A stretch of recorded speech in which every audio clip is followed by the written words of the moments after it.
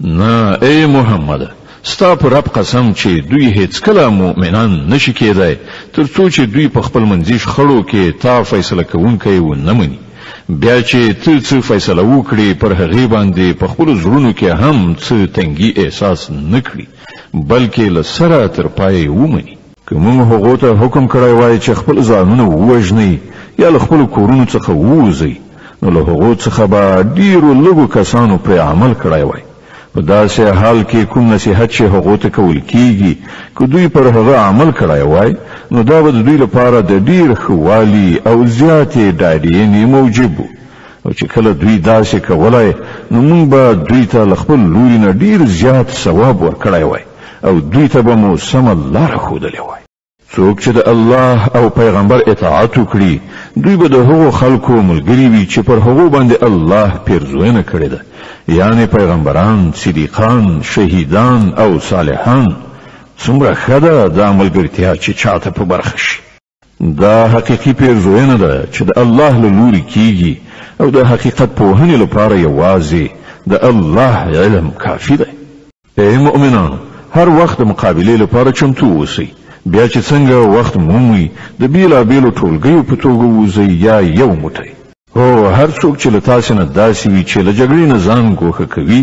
که پر تاسې کوم مصیبت راشي نو وایي الله پر ما باندې لویه مهرباني وکړه چې زه له دې خلکو سره لاړ نه شوم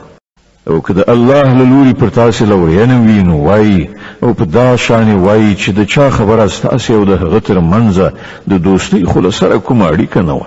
چې کاش کې زه هم له هغو سره وای نو پوره کار به مې برابر شوی داسې خلکو ته د ښکاروي چې د الله په لاره کې جنګېدل هغو خلکو ته پکار دي چې د آخرت په بدل کې د دنیا ژوند خرڅوي نو چې د الله په لاره کې وجنګېږي او ووژل شي یا برلاس شي هغه ته به موږ ارومرو ستر ثواب ور په برخه کړو آخر څه دلیل دی چې تاسو د الله په لاره کې د هغو بېوسې نارینه‌و ښځو او ماشومانو په خاطر نه جنګېږئ چې کمزوري کړای شوي دي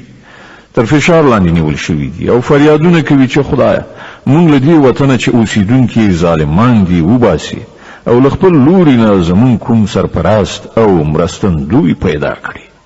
کوم خلکو چې د ایمان لاره غوره کړې ده هغوی د الله په لاره کې جنګېږي او کوم کسانو چې د کفر لاره غوره کړې ده هغوی د طاغوت یعنی شیطان په لاره کې جنګېږي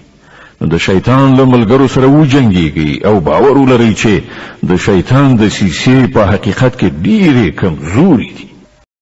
تا هغو خلکو ته کتلي دي چې هغو ته ویل شوي وو چې خپل لاسونه له جنګ نه منع کړئ لمونځ قایم کړئ او زکات ورکړئ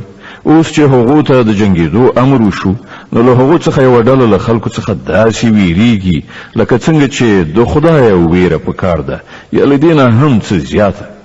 وایي خدایه تا پر موږ باندې ولې د جنګېدو امر ولیکه ولې دې موږ ته لږ څه نور مهلت رانه کړ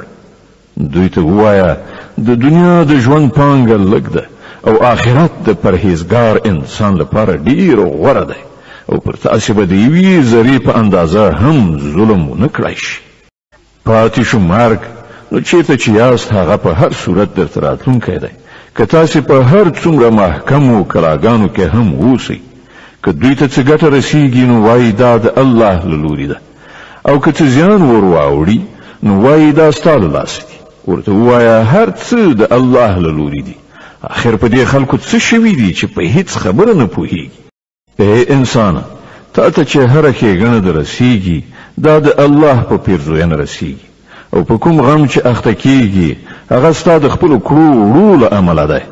ای محمد صلی الله علیه وسلم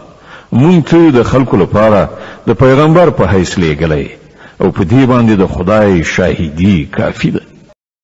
چا چې د پیغمبر اطاعت وکړ هغه په اصل کې د خدای اطاعت وکړ او چا چې مخ واړاو نو په هر صورت مونږ په دې خلکو باندې ته د څارونکي او ساتونکي په توګه نه یې لیږلی